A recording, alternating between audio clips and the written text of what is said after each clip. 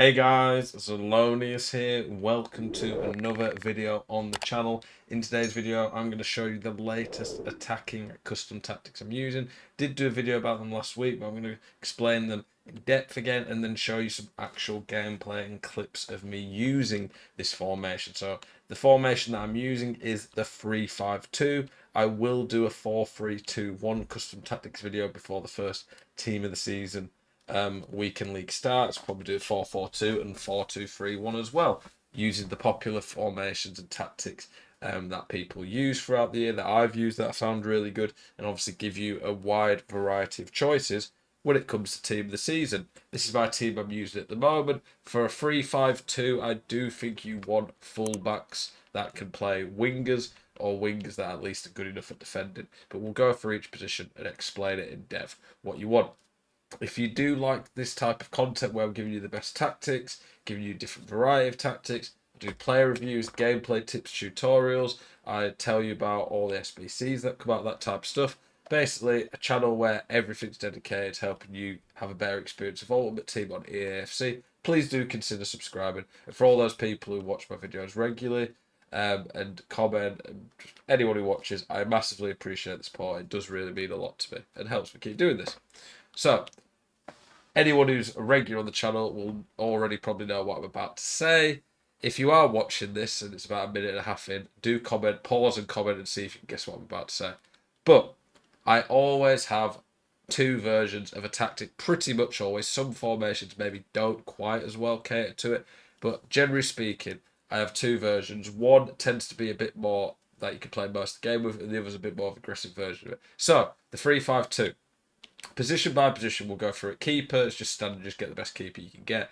The middle. Are you sick to death of getting out teamed on FC24? Want that God squad you've always been dreaming of? Check out IGGM.com today. The best and most reliable place to get coins for your ultimate team. Use the link in the description and code ZEL at checkout for a 5% discount.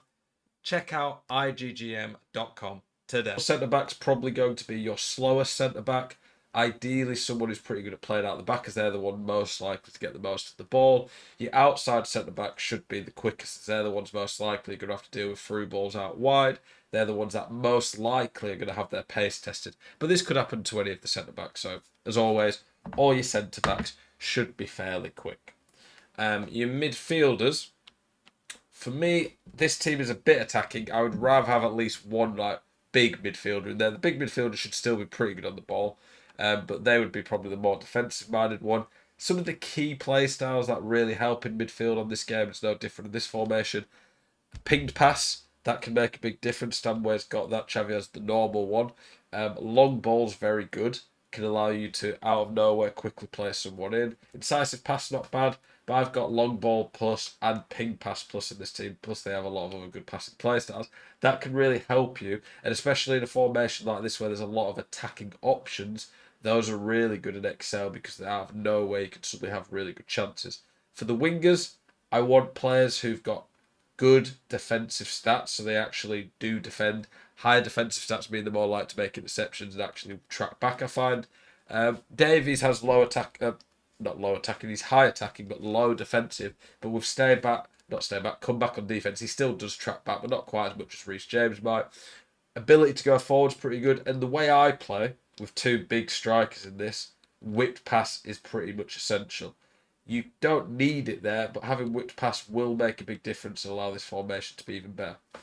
For the cam, you need them ideally to have 5-star weak foot, fairly quick, but pace isn't that essential. Good passing stats, as they're going to be linking the whole team up, and then good shooting and dribbling stats. Good dribbling stats is pretty important, as they're going to have to turn and do a lot of dribbling. For the strikers, pace is pretty important, as you're probably going to get a lot of through ball opportunities in this formation. If you were playing around whip pass and want to cross a lot, players who are good in the air, pretty useful. 5-star weak foot at this point of the game should be pretty much the normal for any striker, in my opinion. But the way I've got the team set up, I really like it. My team is probably slightly out-teamed in terms of the average team and cost at this point of the game, but it's still effective. I've hit 18 wins the last 2 weekend leagues. So the formation, 40 width, 55 depth, 55 width, direct passing. I pretty much use this across the board for the most part. You can lower the width in this formation if you think that it's not compact enough, but you do need to make sure your wingers track back a lot. For the instructions, stay central, stay forward on both strikers. I want them staying central because I'm going to get a lot of width elsewhere. Basic default across the camp. So we might defend a little bit. For the most part, it's just going to sit in that hole. For the wingers, this is pretty key. This is probably the most important instructions. Come back on defense, so you need them to track back. If they don't, you're going to struggle. Stay wide, get in behind.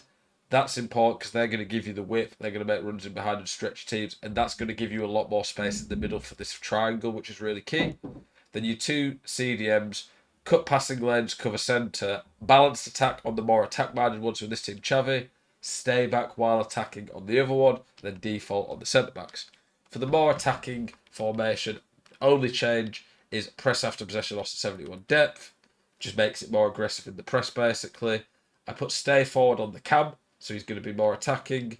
And then I have balanced on both CDMs rather than just one. So that is it for the tactics. Any questions about that, please do let me know. We're just going to show you some clips now. Me actually scored some goals in this formation. So let's get into it. So here, I get the ball straight away with my keeper. I'm not actually sure what each clip is, so... Okay, that was an offside one. That was one that I thought he was offside. We're going to go through some of the clips I've got. We're not going to watch my Pro Clubs ones, even though we have tried 3-5-2 in that. Okay, so you can see there, my centre-back's quite wide at this point. It's not usual, many formations centre-back to be in that type of position, but in the 3-5-2 that can happen. That's why you 3-5-2, you need quick centre-backs. Pinged pass there, very nice. Another pinged pass.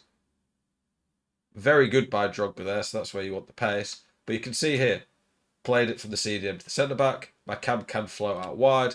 Pinged pass allows me to move the ball very quickly. Xavi's got very good passing. And then two strikers here can get isolated against centre-backs. Look at the full-backs. The full-backs have been pushed out wide, so I've had a 2v2 with the strikers against centre-backs. All it takes is one good turn, them not to read it, and you're on goal, basically. 3-5-2 is very good for that.